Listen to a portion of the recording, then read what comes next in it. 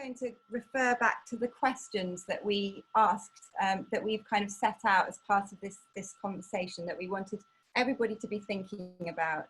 So we're in the context of coronavirus pandemic, which has had a huge impact on people around the world. And one of the things we've asked the presenters to think about is how this has affected what resources are available to them at this time and changed how they can engage people with their work and their activism.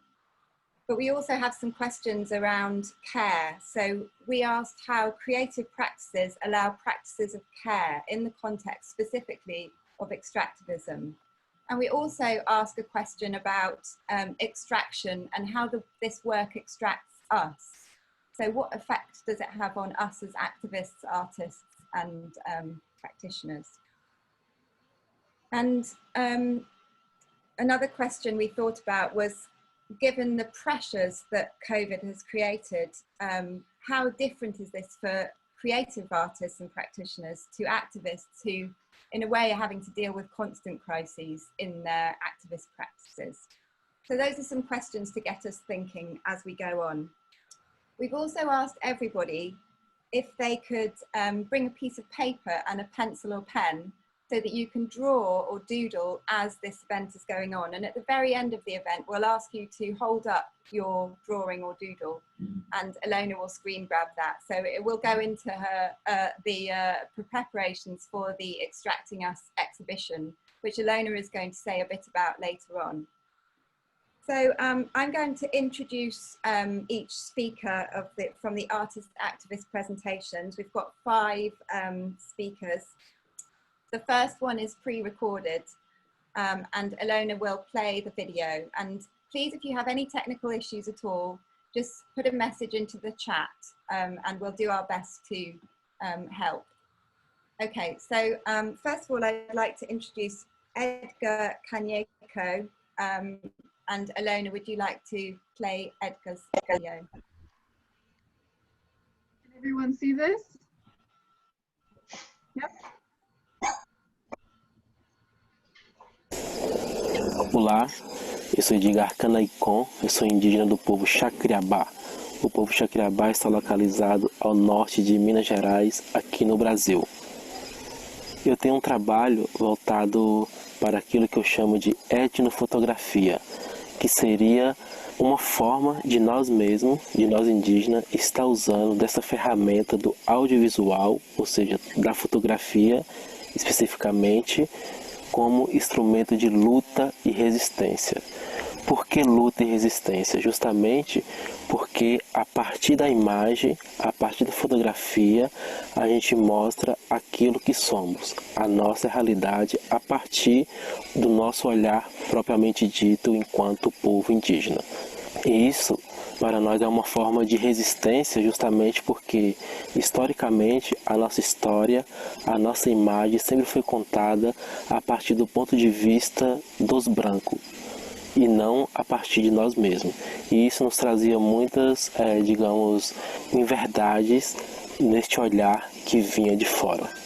E o meu trabalho etnofotográfico, ele está pautado justamente a partir das realidades e das vivências em que nós, enquanto povo indígena, estamos vivenciando atualmente aqui no Brasil. Sendo que uma das principais lutas nossa enquanto indígena é a luta por território. A luta por território, ela é fundamental porque ela é a base daquilo que somos. A terra, ela é, digamos que a nossa morada, ela é o alicerce, ela é a nossa casa, pois sem a terra não há floresta, não há animais, não há plantas, não há comida, não há gente e não há também espíritos. Ou seja, tudo aquilo que há na terra, no território e na floresta, nas matas, faz parte daquilo que somos.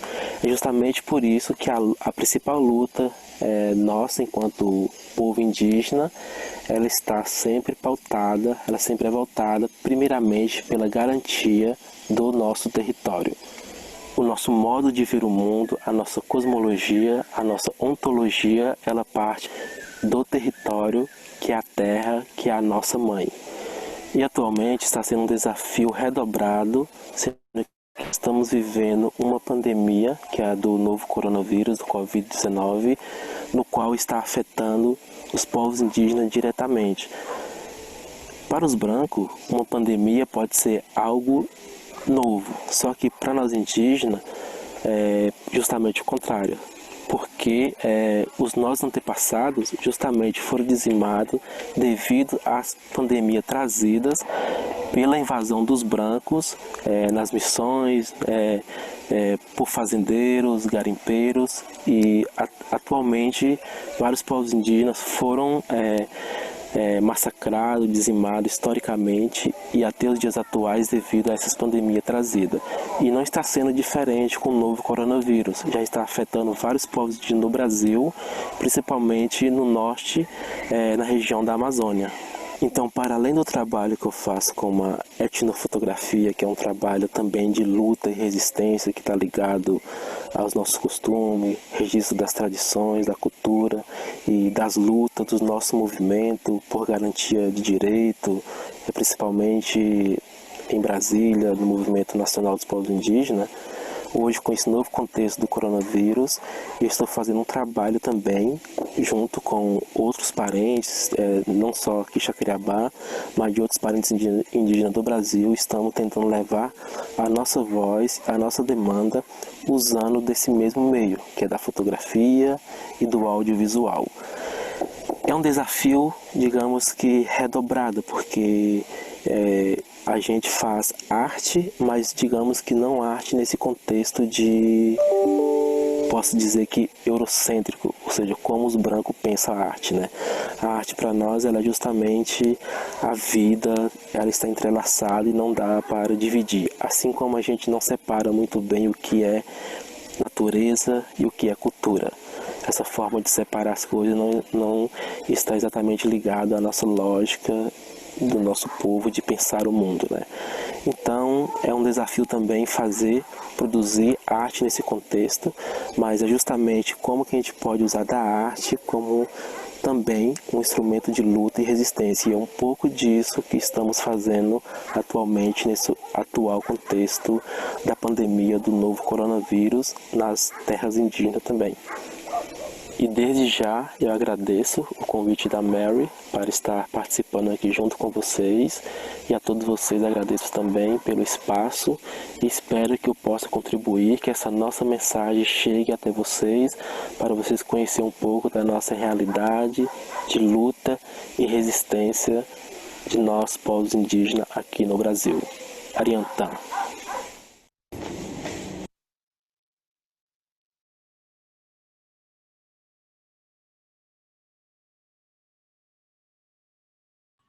Thank you very much, and thanks to Mary who subtitled the film from Edgar. The next presenter is Tracy Glynn from Frederickson University. So Tracy, are you there and are you ready? Yeah. Yes, I'm ready. Hi. So will I share my screen?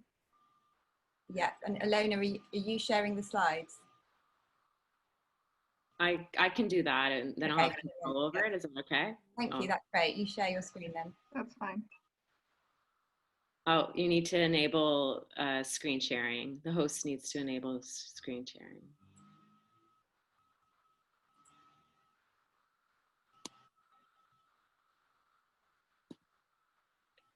You should be able to now.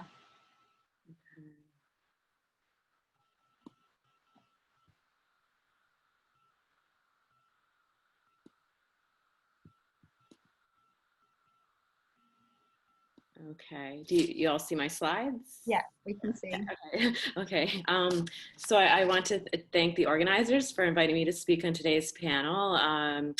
So my activist scholarly work has focused on the gendered nature of resistance to resource extraction using the participatory action research method Photo Voice in Indonesia and more recently in Canada. So resource extraction and its accompanying processes of accumulation by dispossession, exploitation are ongoing even during COVID. In Canada, there have been moves to make work in resource extraction industries essential work, which would mean, you know, keeping the gold mines and pipeline construction ongoing even during this pandemic. We know too that that resource extraction is resisted. As it expands to areas of the world where people do not wish to have the resources under their feet extracted, it is resisted. So now just turning now to my research in Sorako, Indonesia, which is home to the Vale nickel mine and smelter.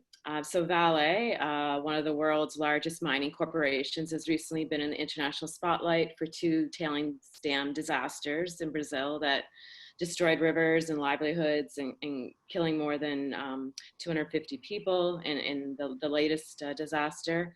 So while these catastrophes have deservedly received international attention, condemnation, and charges of homicide, the corporation's daily practices that disrupt and shorten countless lives has received less attention, as has how people resist exploitation and dispossession in their everyday lives. So that's the subject of my research, is looking at the gender nature of everyday resistance. So dispossessed by mining, the Kransidongi women in Indonesia, they struggle to make enough money in a day to feed their families. They've taken public protests like a hunger strike seen here and street blockades to reclaim their land that they say has been stolen by the mining project. So in order to tell their stories, as longtime allies of Indigenous organizations representing the Kransidongi and Sorako peoples, myself, as well as Siti Maimuna, who I think some of you present today know and is involved with the Extracting Us events, we both suggested a photo voice project to women from both communities as a way for them to share stories of their lives with the world. So 14 women, 7 from each community, agreed to participate. And in August 2015, the women produced a total of 75 photo stories that shared the strengths, challenges, and hopes that they have for their communities. So quickly, and I think maybe some of you already are familiar with Photo Voice, but Photo Voice is a feminist, activist, ethnographic research method that involves storytelling with photographs, answering a research question using photo storytelling. So there are many benefits associated with Photo Voice, including that it provides a space for collective reflection, that it gives voice to research participants, that it has the power to reach, influence, mobilize the public, policymakers in compelling visual ways. Shannon Bell and others suggest that Photo Voice can also be used for achieving more radical social transformation goals. Photo Voice is able to elucidate how people live and are affected differently by certain ideas, public policies, institutions, and thus is a method that challenges dominant economic and social systems and ideologies, such as neoliberalism. So just going on, our Photo Voice project also included a conjunctural exercise that's inspired by Canadian popular education scholar Deborah Beinart, aimed at naming the moment in the women's photo stories. So we asked the women to situate the moments captured in their photographs in historical, social, economic, political events as a way to discuss the structural and intersectional nature of daily lives and struggles in relation to resource extraction, in relation to their resistance. I'm not sure why my slides don't change. Okay, they will, right, okay. So some of the themes captured in the women's photo stories, these are, I list them here, but so while a predominant theme found in the women's photo stories depicted life as a struggle in relation to mining, another predominant theme also celebrated what's special about their homes and lives, which proponents of resource extraction often want to keep hidden. So by doing so, the women also are asserting their presence and resisting resource extraction with conscious intent, which some scholars of everyday resistance say that you can't, that's too difficult to uncover conscious intent. But we found that the Photo Voice Project method allowed for that conscious intent to be uncovered, specifically a quiet encroachment of the ordinary that's theorized by Asif Bayat, that looks at how the oppressed quietly, subtly make encroachments in their everyday lives, how they not only resist their oppression, but also quietly encroach on new gains that better their life chances. So just getting to one of the photo stories. So besides, unearthing a subtle kind of, oh, sorry, just say you've got 2 minutes. Oh, okay.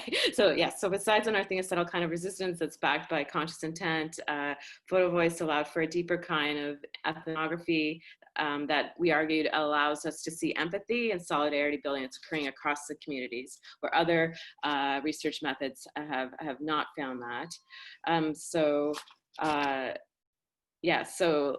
For example, in this story,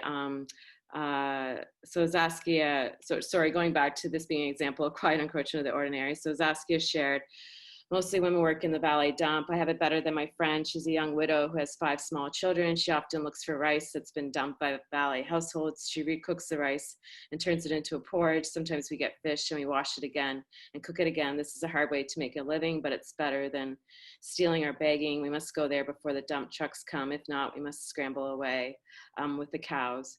So here the women are going to the valet dump every day, even though they're not allowed to, but they argue that it's on their traditional territory, that they have not surrendered and they have a right to do so. And this is one of the ways that they survive and resist. So just maybe going on, so the other community, Sorako, has it a little bit better maybe than the Karantsidangi community that's been totally shut out of employment opportunities at the mine. The Sorako community has some access to social services that the Karantsidangi community does not. We don't see the Sorako women publicly resisting, but the Photo Voice Project allowed for the Sorako women to show their solidarity with the Karantsidangi community, and we found empathy there. So having empathy can be regarded as a form of resistance to the callous individualist subjects that neoliberalism and capitalism nurture. So a situation that has only intensified under neoliberalism, and now with COVID, with more and deeper cuts to social programs expected. We already have the economists telling us that we need to expect this. So I guess this Photo Voice is an effective method, and that allows for empathy to be displayed. So acting in a compassionate way towards other humans and life forms is thus a subversive act under capitalist social relations, since it troubles commodification of land and labor and the creation of self-maximizing entrepreneurial human subjects that neoliberalism fosters. So just I know my time is running out. The women of this study acted in a compassionate way when they called into question structures that are sources of suffering, such as Beinart's photo stories on how the mining company and authorities have failed to provide adequate social services for the Karantsidangi people. So the women's photo stories displaying empathy and compassion resist the cruelty and indifference that is encouraged in capitalist society. As Aragno stated here, empathy communicates interest, acceptance, compassion, tolerance, respect, forbearance, understanding, closeness, separateness. So empathy can resist hegemonic structures since it complicates narratives that are too simple and tidy, that only serve domination or oppression. So as extraction of capitalism continues during this COVID period, causing further oppression and deepening social inequalities, it will also be resisted. So Photo Voice is just one powerful digital method that allows people to safely share their experiences while also imagining what they wish to see in a post-COVID, post-extractivist, post-capitalist world. Thank you. Brilliant. Thank you very much, Tracy. Great, we'll just get back to the main screen. Thanks very much, Tracy. It was fascinating. So next, we're going to have a video presentation from Denilson of the indigenous Baniwa community from Brazil, and Alona is going to screen share to play the video.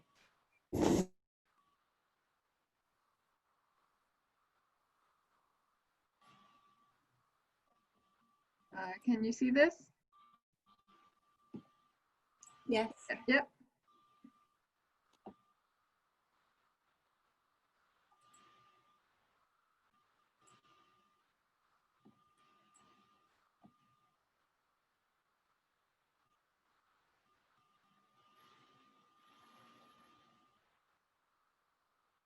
We can't see anything yet, Alona.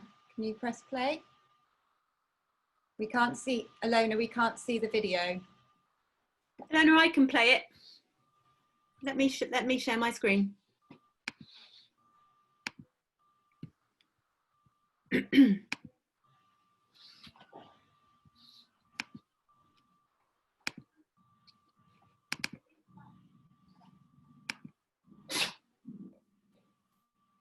Thank you.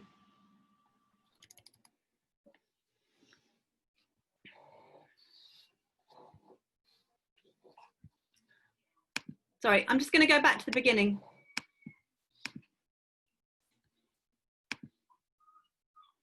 Can you check the sound?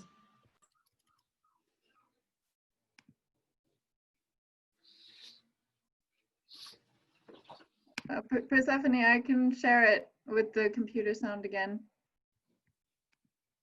It's not coming, the sound isn't coming through. Okay. Let me share again. Okay. Yep. Is it good? Oi, eu sou o Denilson, eu sou indígena do povo Baniwa, do Rio Negro, Amazonas, e eu vim aqui para me apresentar e falar um pouco do meu trabalho muito rapidamente. Bom, como que a experiência de criar arte na linha de frente, usando a criação de arte como resistência, e como que está sendo agora na pandemia. Bom, é difícil falar como é que está sendo agora na pandemia, porque a gente, enquanto indígena e artista, na verdade, trabalha na linha de frente desde sempre, em diversos tipos de crises, né? Crises econômicas, crises de violência, crises sociais, que sempre atingiram as populações indígenas no Brasil. Acho que o que muda agora é essa impossibilidade de trânsito e de interação entre a gente e as comunidades e os outros indígenas.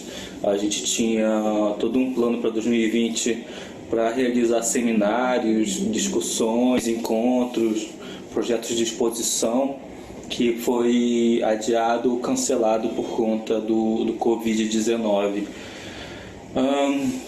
Em relação ao meu trabalho e ser um trabalho ativista e de linha de frente, né, como uma comunicação, como um meio de comunicação do movimento indígena, eu vejo muito como um trabalho de alteridade, sabe, de como me colocar no mundo, tentando entender esses dois mundos que eu conheço bem: o mundo indígena, né, o mundo de aldeia, do meu povo, da minha cultura, e o mundo não indígena, de onde eu estudei, de onde eu moro atualmente, de onde tenho relações sociais. Então, a minha arte, ela reflete muito isso, muito um certo tipo de alteridade, um entendimento do outro e uma tentativa de entender esses mundos.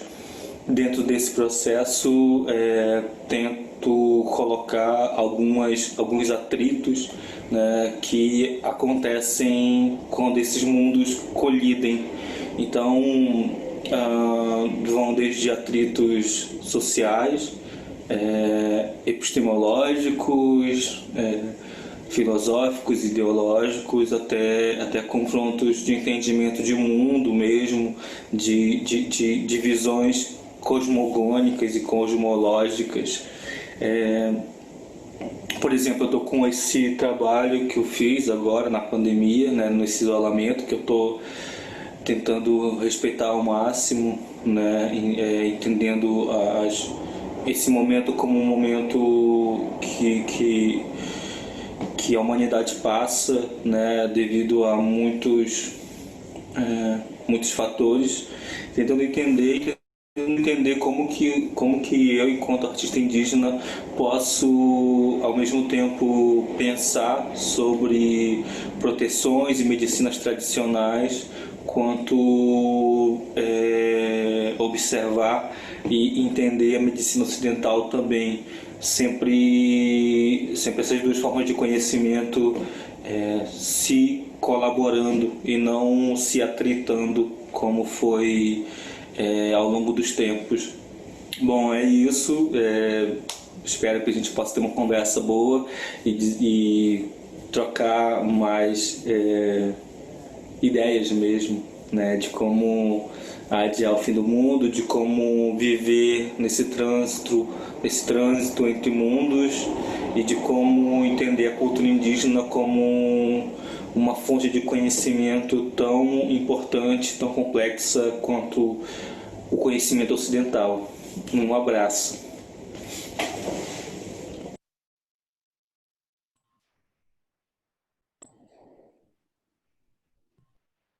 So thank you very much to Danielson for that really rich video.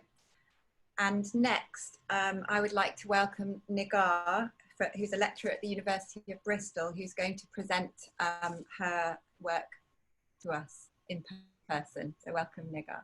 Great, thank you. So yes, first of all, thank you for this invitation. I'm really delighted to be here today, and I'm very happy that something is happening, even though we cannot meet in person. And so I guess I'm going to start with a brief introduction to my work in general and my creative engagements.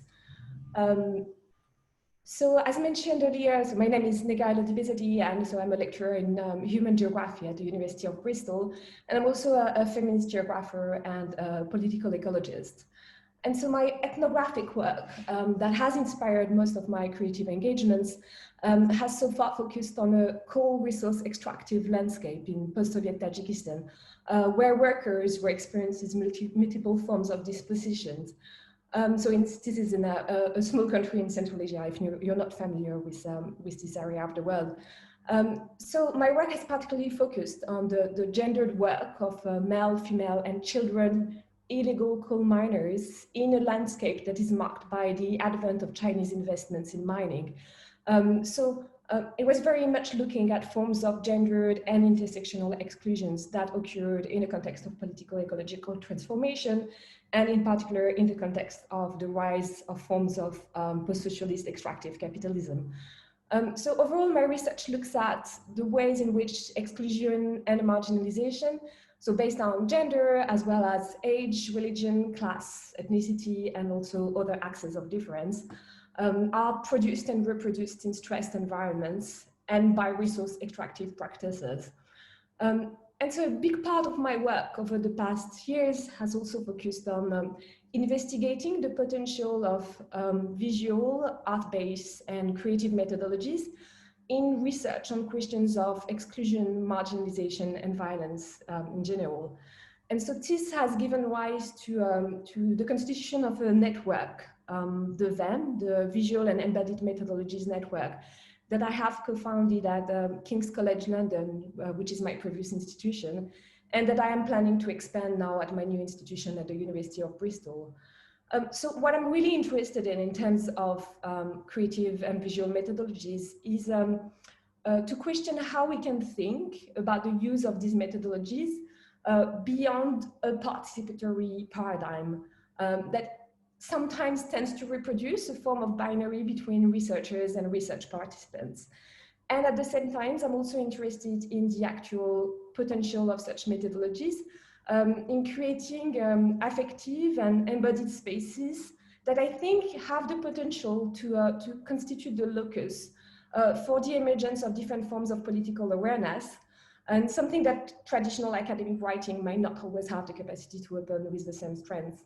And second, I'm also interested in the potential of such methodologies in a way to break the boundaries of academic spaces and travel beyond and reach another audience.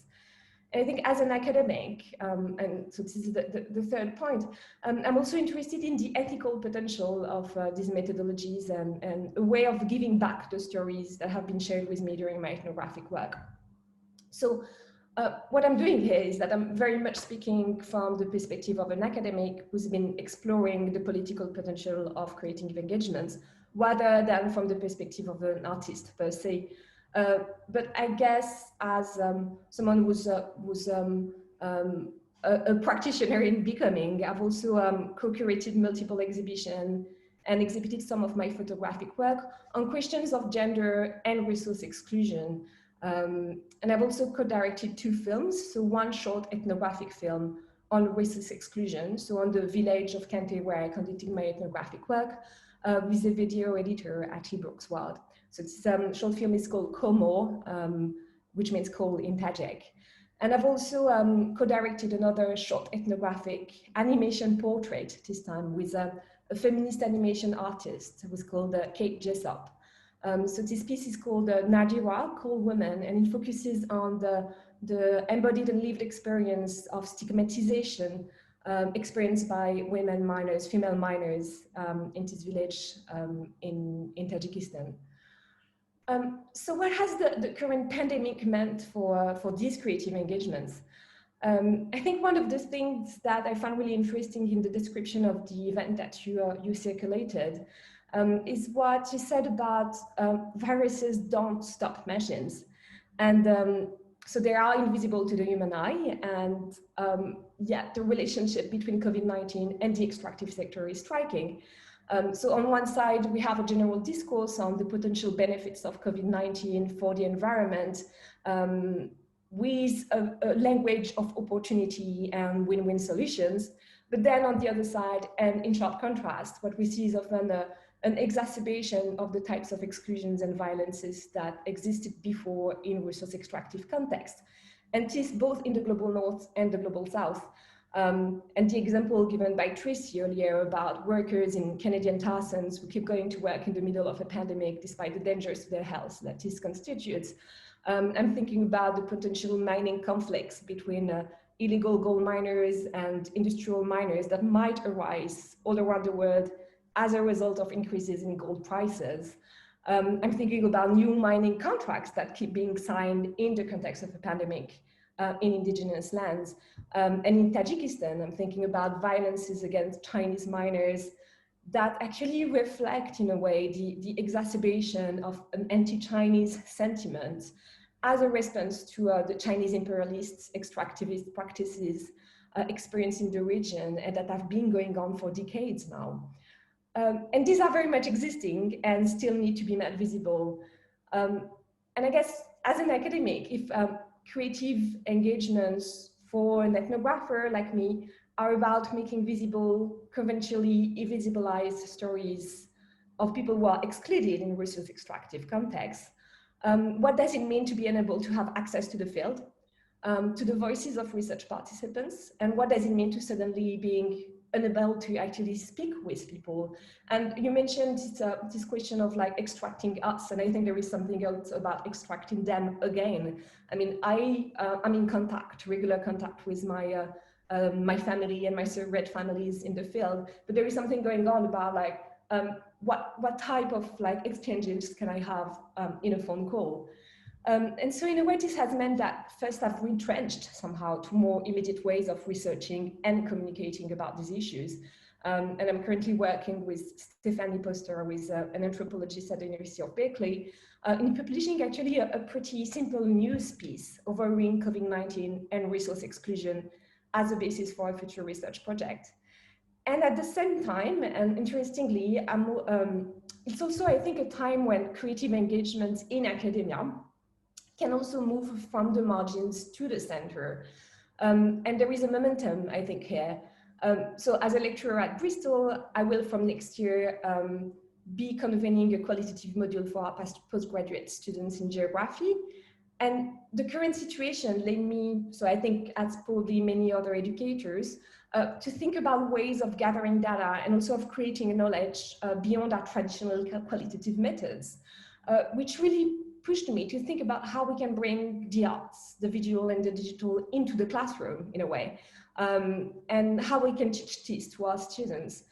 So I'm currently using this time to retrain on these aspects in order to be able to fully share with my students starting next year.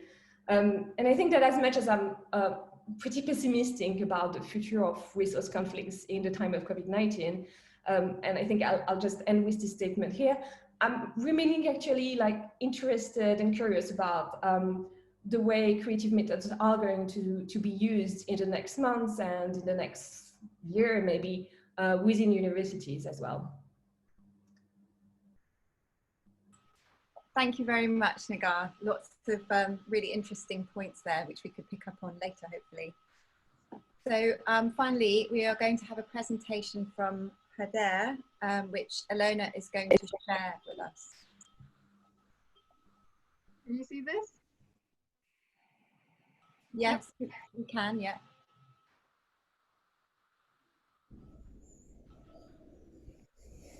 Eu acredito que a arte indígena contemporânea, ou a arte que é feita, produzida por indígenas, artistas indígenas, ela por si só, ela já vem na linha de frente de muitas questões que acabam ficando de fora da grande arte, exatamente porque ela deixa de contemplar uma questão fundamental que é o protagonismo, que é a presença física desta parcela da sociedade ou dessa parcela da população no mundo que não se manifesta. É muito diferente você ter uma arte representada, uma arte que represente uma ideia de um universo indígena, ou uma arte que pretenda também prestar homenagem.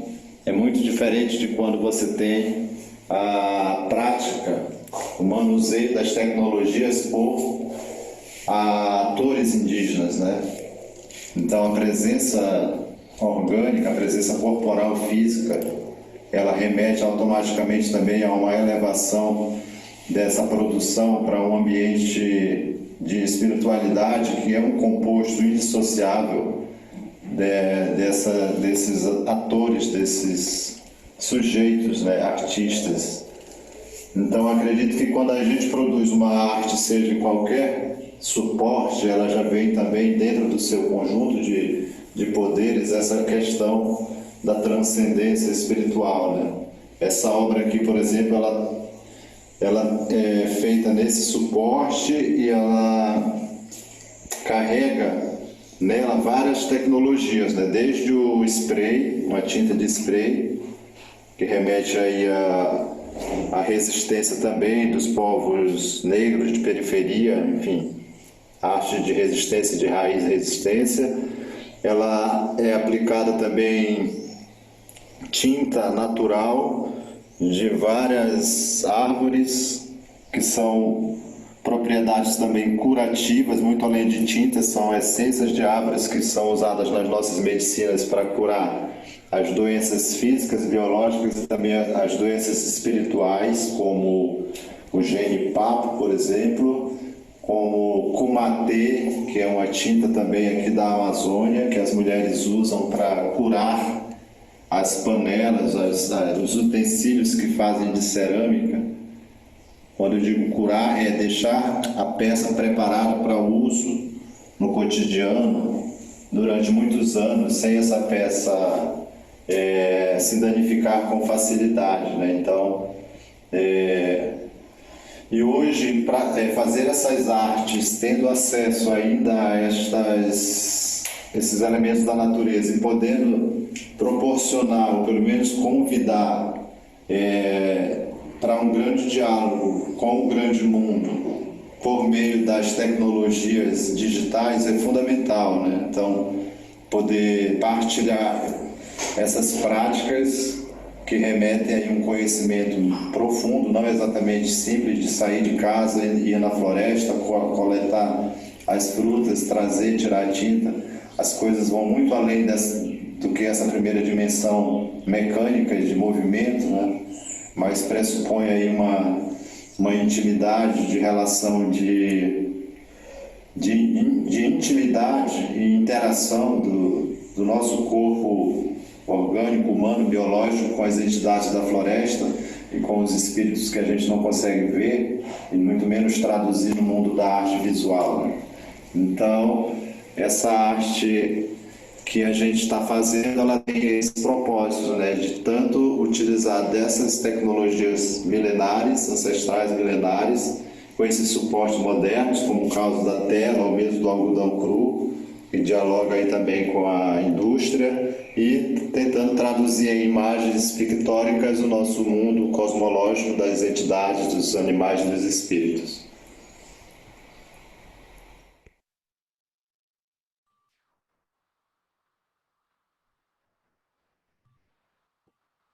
So thanks, Ilona, for sharing that video from Haider.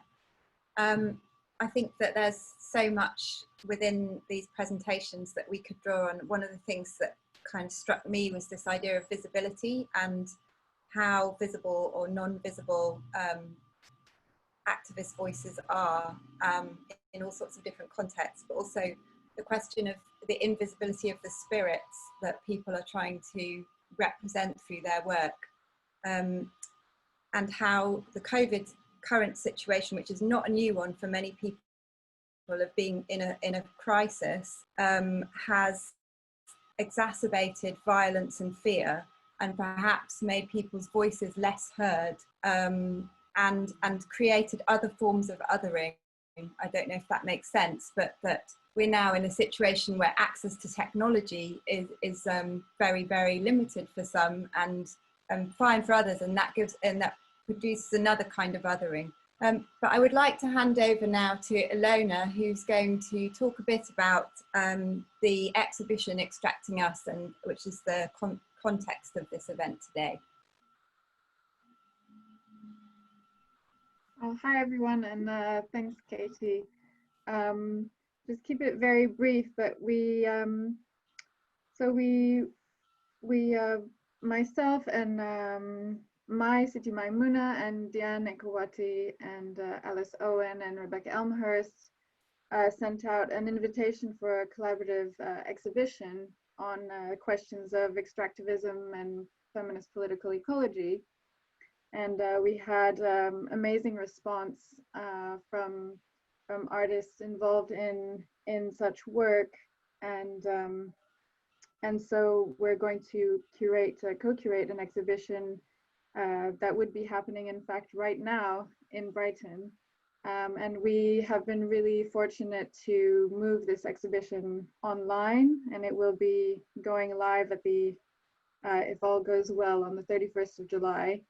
And we've also really, and so we wanted to use this as a space to kind of share some of the practices, and so Negar is going to be part of this exhibition, and also the work from Edgar Kanyeko and Haider, which is linked to the another project on atmospheres of violence, which Mary, who is in this webinar, is also kind of co-leading on, I guess we could say.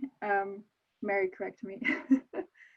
And so we're really fortunate to be sharing this work kind of in advance of the online exhibition and conversation. And so this is actually a way of starting this conversation together. So yeah, so there'll be more to come, and we'll share the links to the exhibition with everyone who's signed up to this webinar. Okay, brilliant. Thank you, Ilona. And next I'd like to introduce Jamila, who is a research associate working in the AHRC funded project Cultures of Anti-Racism in Latin America at the University of Manchester. Jamila Diaz, going to respond to the presenters' videos and live presentations. So over to you, Jamila. Just unmute you. Hold on. Yeah, okay. Thank you very much, Katy. Thank you, Mary, for the initial invite, and thank you, Ilona, for co-organizing this fascinating event. And I'm speaking to you today from the Amazon, from Belém, one of the capitals of the Amazon, where I've been self-isolating for 3 months now, after a long trip from Manchester. And I know Denilson and Jaider well. We have met in an event called Amazonian Poetics last year in the US at Princeton. And since then we have been communicating, and also as part of this research project that we are working on in Manchester. I wanted to share the blog of our project, because there are a couple of works by Denilson there. This beautiful tribute that he wrote for Feliciano Lana, an artist that passed away due to COVID-19 on May 12th. And there's also a translation of a recent piece by Denilson, Ritual Mask for a World in Crisis. So, as Katy said, I wanted to share some remarks providing some context for the testimonies.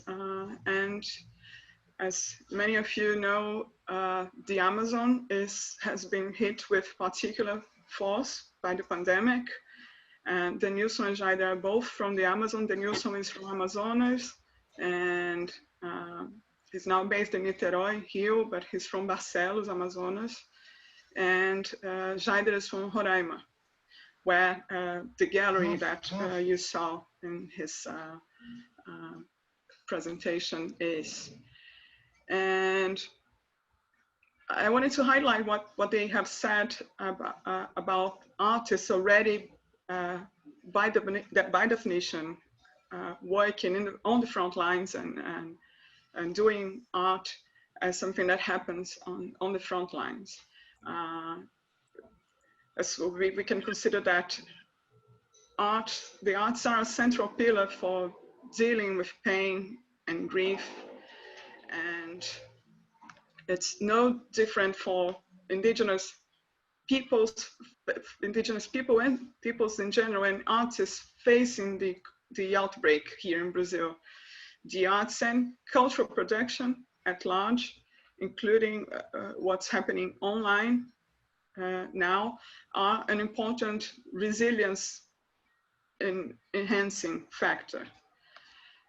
As we have heard from them, the impact of the pandemic on the networks in which artists operate have already proved to be profound. Denilson mentioned the cancellation and suspension of exhibitions, grants, trips, what was being planned for this year. And like for so many of you, I imagine my research plans for this year were also profoundly impacted, and we are all adapting somehow. But what is happening with many of the contemporary indigenous artists in Brazil is that they're still quite active online.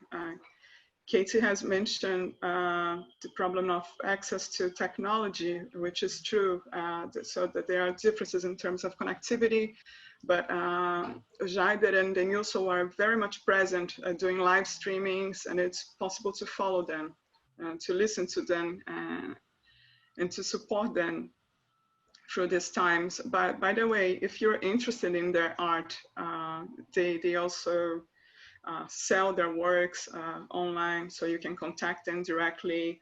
Perhaps I could share Denilson's website later on, and so people can contact them directly if they want to do so. And as Jaider said, that the use of digital technologies is important for artists to share their practice with a wider audience. So sometimes Jaider will do live streams from the gallery, and shared on Facebook, where he's quite active. So my work routine as a researcher has involved following them online, right? And looking after the blog of our project that I have shared.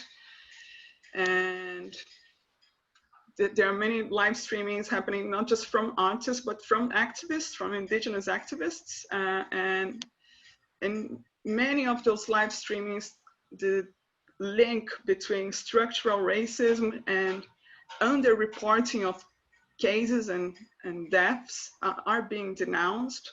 And there is this organization in Brazil called Brazil's Indigenous People Articulation. The acronym is APIB.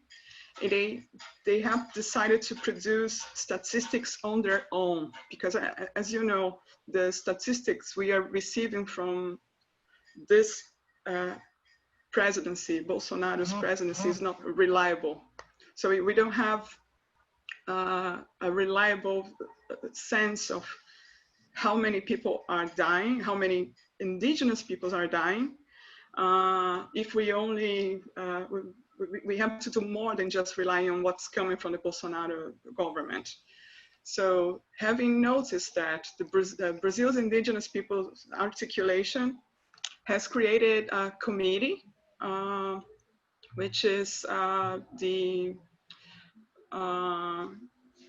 National Committee for Indigenous Life and Memory. And if you want to follow that, it's also available online. I can share links afterwards.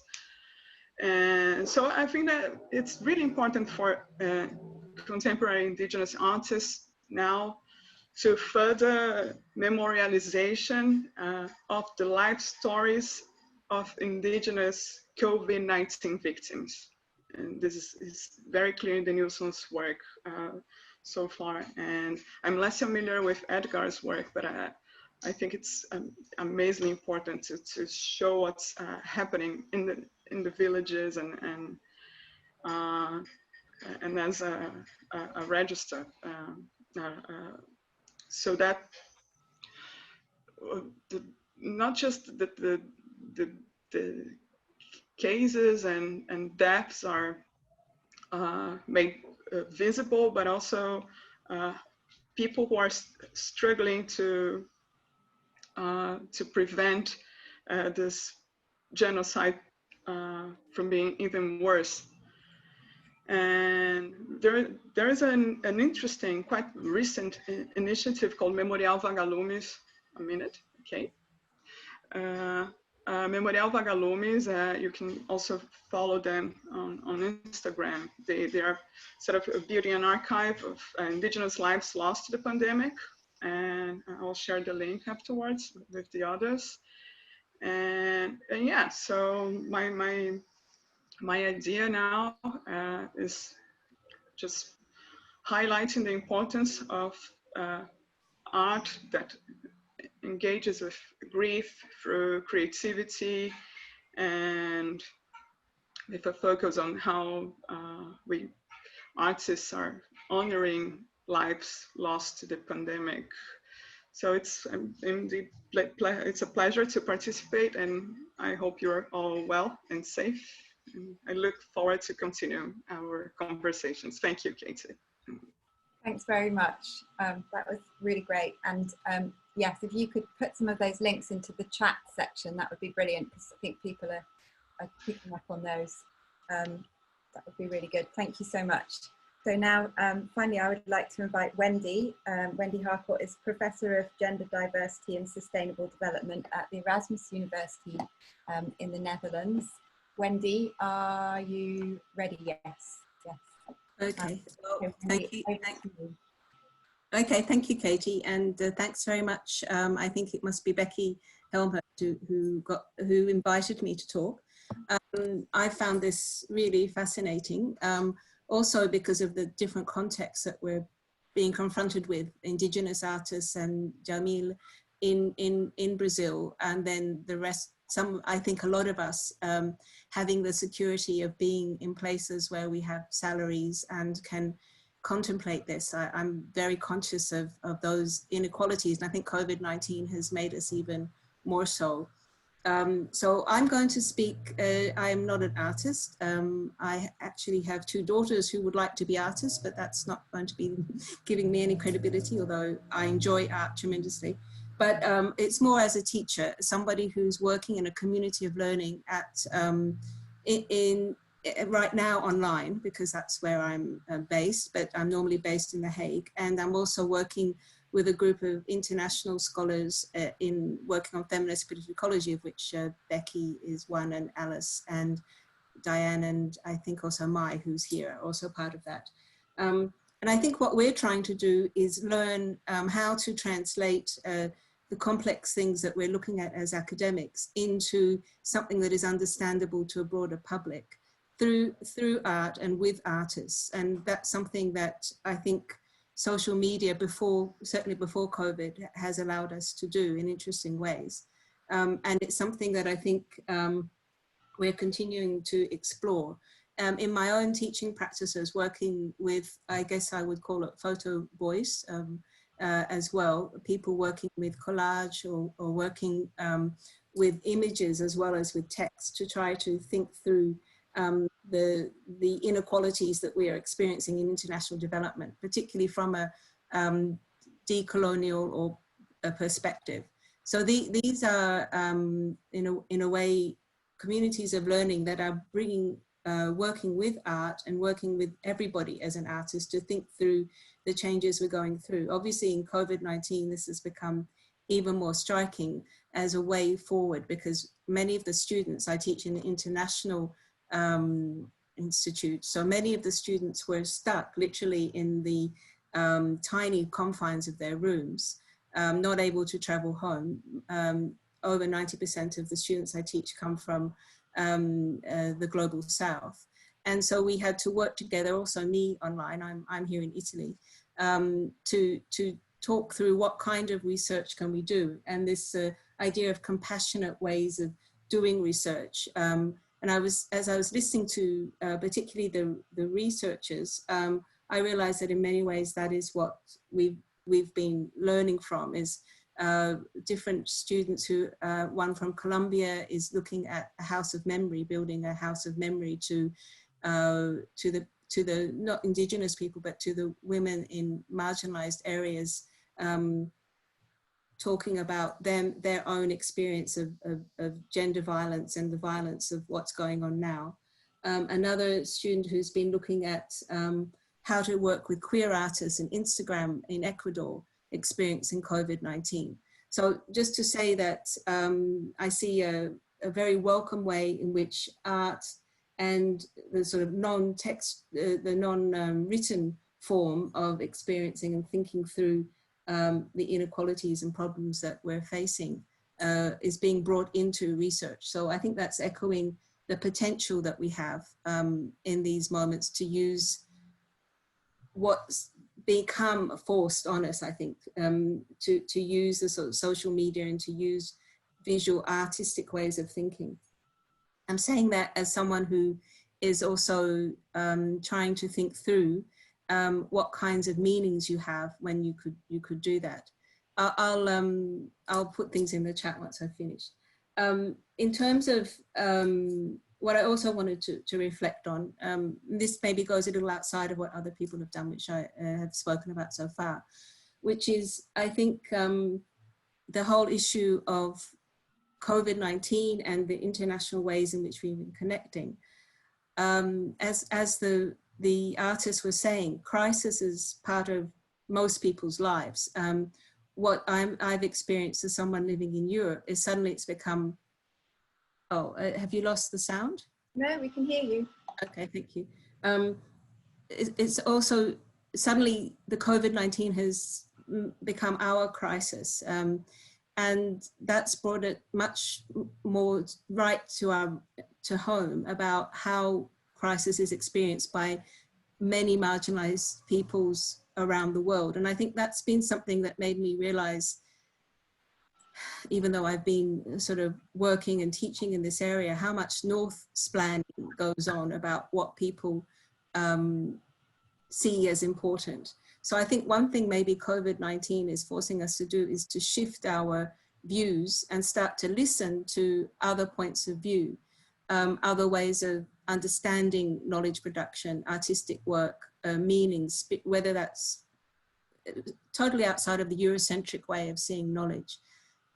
North's planning for me is something that I'm really aware that I end up being part of, but I'm trying to unlearn that as a scholar activist, as a teacher, listening and learning from the students I work with, but also from artists, I mean, including what we heard today. And I think that for me, that's a big potential, but it's also about stepping away from my own issues and trying to transform my way of thinking so that I hear the level of crisis that people are experiencing, and also because it's not only COVID-19, but Black Lives Matters, the issue of racism has now really come straight into the ways in which we realize that our embodied ways of being do have meaning in ways, in histories, etc. Sorry, I'm not maybe being very clear. What I'm trying to say here is that this, yes, North's planning is something that I need to be working on for myself. Personally, I'm from Australia, so I come from an unfortunate history of great violence towards Indigenous peoples, which continues also with huge amounts of imprisonment, etc. So I think that's really, oh, and then maybe I should also mention, but I think all of us are very aware of this, the whole gender dimension of what's going online as well is something that we can see. We see that particularly women who are taking on care roles, but I think enough has been said about that in other forums. So that's really all I wanted to say, apart from this idea of seeing empathy or care is something that I think is very difficult depending on in which context you are, which it can mean actually removing oneself and one's point of view and listening a lot harder to others. I think that maybe is what also Katy was mentioning when she said there's this othering going on. Okay, so well, thank you very much. I've been short, so I hope we can hear a lot more from other people who waited patiently. Thank you very much, Wendy. Thanks to everyone who's presented and responded so far. So now we would like to invite everyone else to ask questions. Becca, no, okay, so could you either put your hand up or make some kind of Zoom signal by clapping or putting a thumbs up or whatever, or you can put a question into the chat and I or Elena or Persephone will read it out. So I can't see everyone on my screen at the moment, so if you have put your hand up and I haven't responded, then can you use the chat function. So I'd like to invite questions or thoughts or responses from others now. Yes, Kay.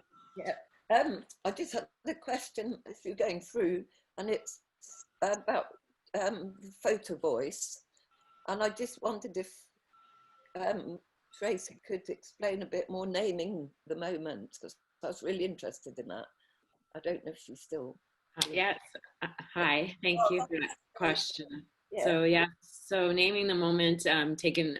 Those words are from Deborah Barnes, who, so yeah, Siti Maimuna and myself, we decided to innovate the photo voice method by adding this conjunctual exercise, I guess, to the photo voice project. So we brought the two photo voice groups together, where we had developed a timeline of important events that occurred in the community over the last 50 years, 100 years, and then the participants historically situated their moments of struggle with those different events. And then that also allowed for a discussion about, but how structures affect our lives, how it affects our lives differently as maybe an Indigenous community member from one community. So Yes, I strongly encourage innovating the photo voice method that way as a way to deliberately talk about intersectionality as well as structures that dominate our lives. Right, that's really helpful, thank you. Any other questions or comments?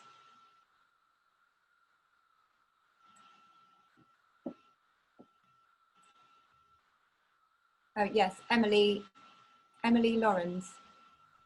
Hi, can you hear me? Yes. I just had a question about affecting change. Loving hearing about all the research. So this is especially about research. And, you know, it's amazing to hear these different models of research and bringing sort of very creative practices into research. I'm just wondering if there are any examples, or if there is another layer of research into how, like locally, how this has created change, or if it has created change. For instance, how the mining organizations or companies, like, have they responded? Has there been, like, is there a dialogue there between researchers and activists and people like Vale, you know, the mining corporations? Like, what is there a relationship? What is that relationship? Are they looking at the photo voices or the research? Are they looking at the research? Are they interested at all? I was just, yeah, I had it. I don't know who best could answer that. I can quickly, I don't want to dominate the question period, but Vale, I'm not sure if this was in response to our Photo Voice project, but a year after our Photo Voice project, they launched their own photojournalism contest, and the winning submissions had titles such as Vale Brings Civilization to Indonesia or whatever. So so I thought that was interesting that they, I think they're, you know, they may have been aware of the Photo Voice project, but even if they were not, they were still, you know, like perpetuating colonial myths and such, and then that our Photo Voice project hopefully, you know, did the opposite of that. Others like to respond to that question. Yeah, I can maybe like say a few words as well.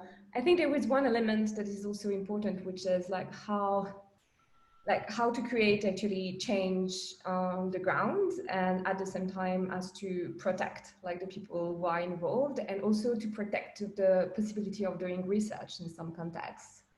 And in the context of Tajikistan and the mining complex that I was working on, I'm pretty sure that sharing with actually the mining companies, or something that will have reached the government one way or another, will have meant like an impossibility of undertaking this type of research in the future.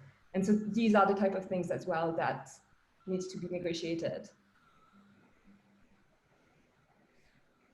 Okay, we've got a question here from Amy Sweet.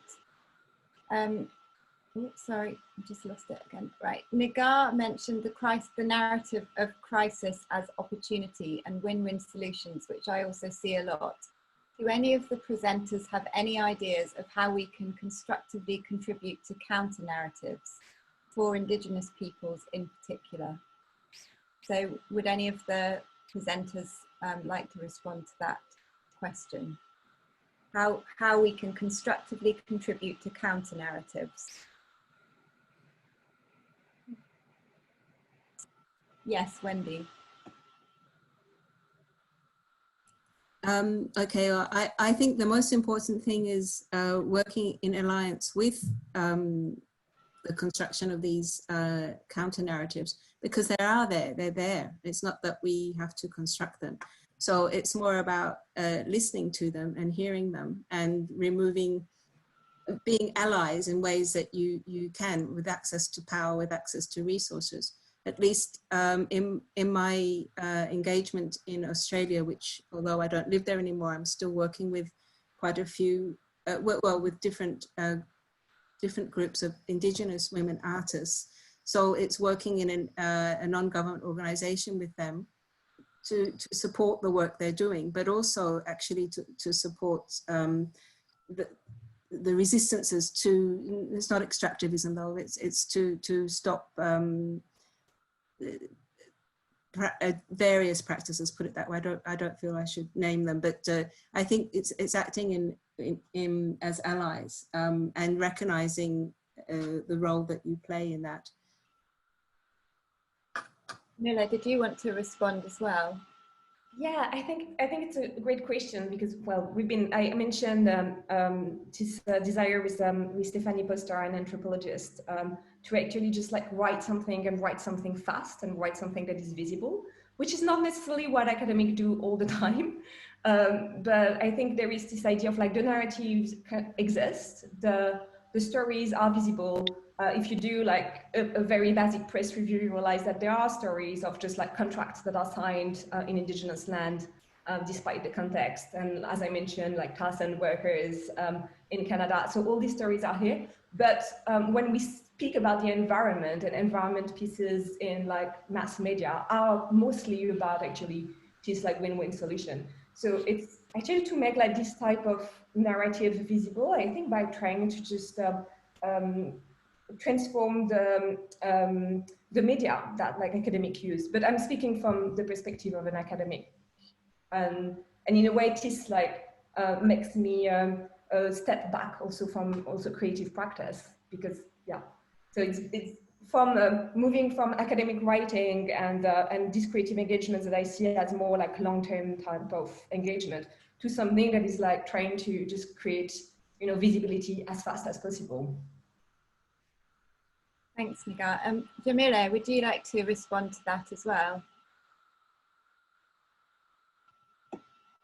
I think I'm just going to unmute you. Yeah.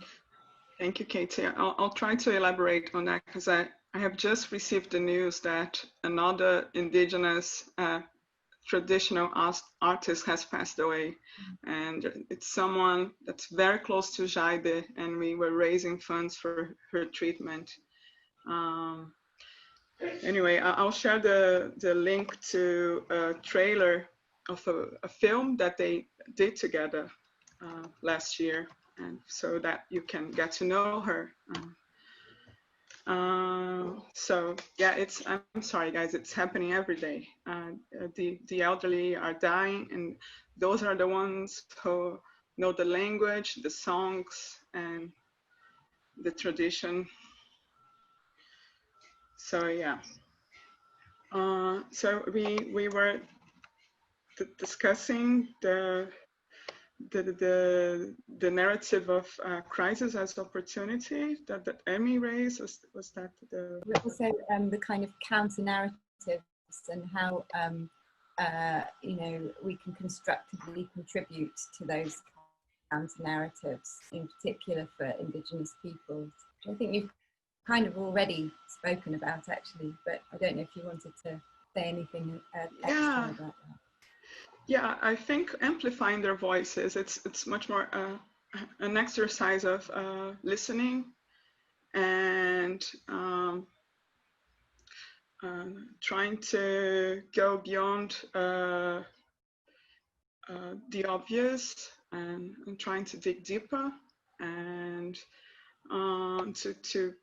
to become more and more familiar with what's specific to each population, to each culture, and rather than sticking to a generic notion of what Indigenous is. Like Jaide comes from a different tradition from the Nilsson, and so how do we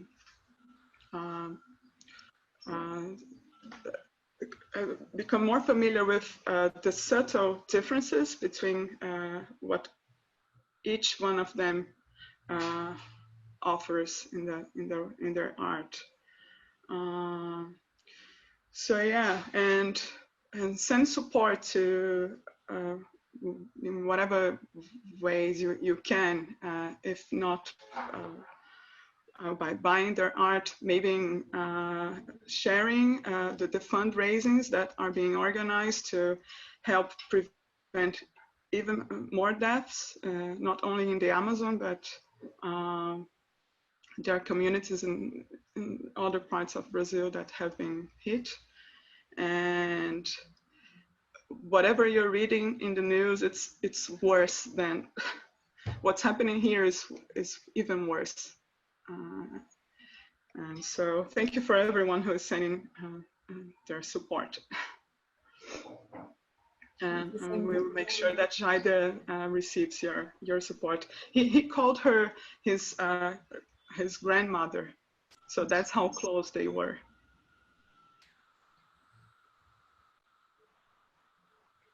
Thank you. Really sorry to hear that. Yeah, I'm sorry that you had to keep speaking if you didn't want to. No, it's fine. You know, sharing is what makes us stronger now. Thank you. Thank you. Has anyone else got a contribution or a question that they'd like to ask, or a thought, or perhaps any of the presenters want to say anything else?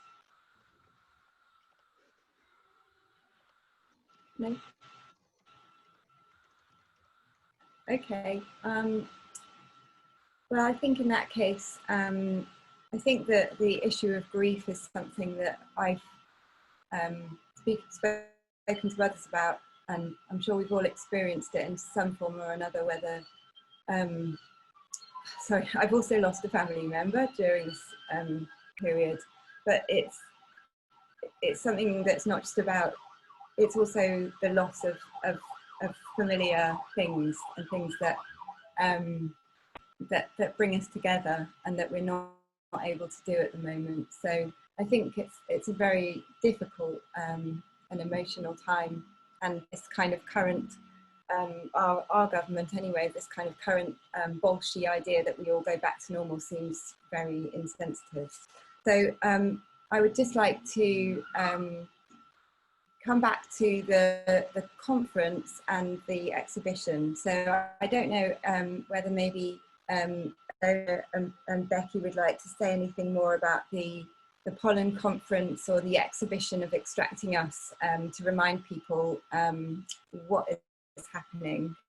Otherwise I can do it. Do you want to say anything else? Alona, would you like to say anything else about the exhibition? Yeah, I'm also in a moment of receiving and trying to listen, and so we're preparing this online exhibition and conversation, and we really like it to be a conversation and to include will be a release of a few works over the course of the end of July and August, and we'll be having another event like this in September in around the 22nd to the 25th, which will be alongside the new dates for the Political Ecology Conference, Pollen 20. And it will probably be an online exhibition like this, so we're going to kind of see if we can negotiate for it to be open beyond the participants of the conference. Yeah, I just want to thank everyone who's involved in making that happen, and it's a holding page now that I'll put the link on the chat as well. I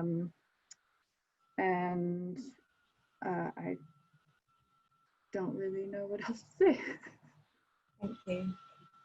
It's fine. So we had planned to ask people to share an image of anything that they've drawn or written at this point in time, if people feel that they'd like to do that. Alona is going to screen grab anything that people hold up. So if you'd like to, that would be really nice. I'm just going to hold up some words that I've written, but anything that you've written or go on, maybe you could just hold up, and Alona, I don't know if you can manage to screen grab at the same time as doing that. I'll try and do a screen grab.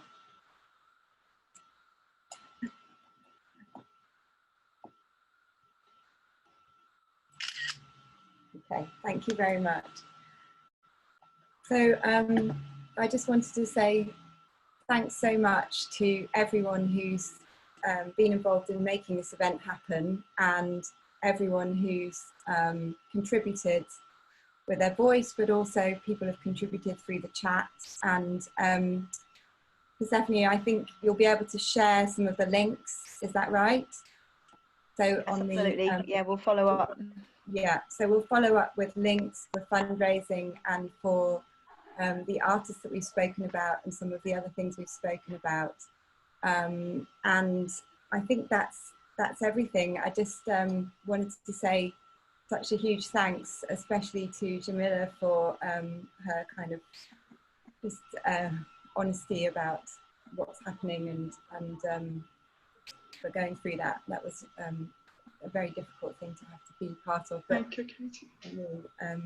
So thank you. And Alona, did you want to say anything else as we close, before we close? Okay, well, thanks again, and we'll share all of the outcomes from this and go away and have some time to reflect. And it would be nice to find a way to continue the conversation, which I'm sure we can do at the Pollen Conference, and very much look forward to being part of that as well. So I'll say goodbye now, and we'll finish the meeting. Thank you. Thank you. Thank you, everyone. Thanks.